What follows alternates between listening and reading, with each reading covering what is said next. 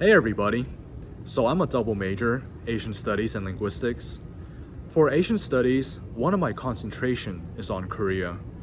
I remember in 2008 when I began learning Korean, I was also very curious on learning more about the country.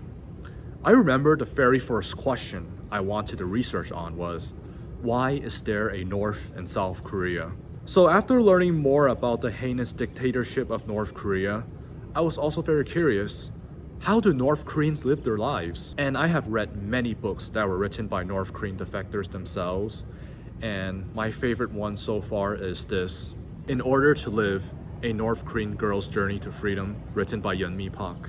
I finished this book in 2 days. I could have finished it in a day, but there were some parts that left me very emotional, so I had to take breaks in between. Just learning so much about the terrible things that the North Korean government were treating their own citizens, and also reading about what Yeonmi and her family went through, it really left me in tears, and this is the very first book that made me cry. I learned a lot about how North Koreans were brainwashed in school, such as being taught about how much the Kim sacrificed for the country and how Kim Jong-il possessed supernatural powers like controlling the weather.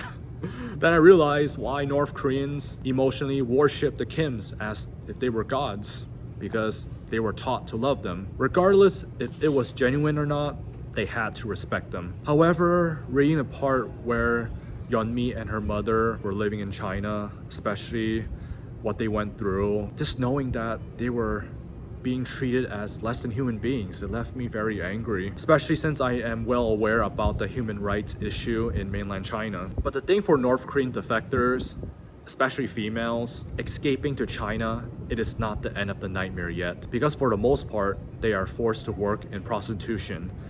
At the same time, they have to avoid being sent back to North Korea, because if they are sent back, then they will be facing death. However, I don't want to say too much due to a possible spoiler alert to those who have not read it yet. To those who are looking for a book to read, or anyone who wants to learn more about North Korea, I highly recommend this book.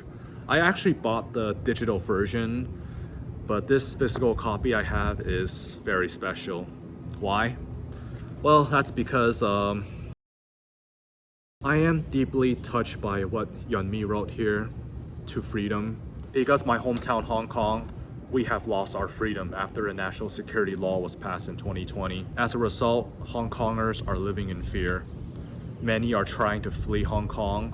To those who are outside Hong Kong are afraid to go back, and I am one of them.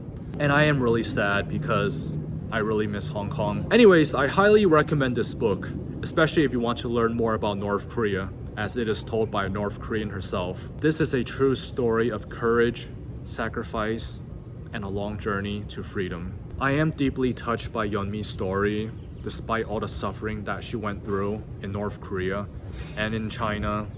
She never gave up, and this is something that I will always admire her for. Even now in the free world, Yeonmi is still continuing her fight for freedom by spreading awareness of human rights in North Korea. Also, please subscribe to her channel if you wish to learn more about the truth inside North Korea. I remember at the end of the book, I was very nervous and I was praying that it would be a good ending.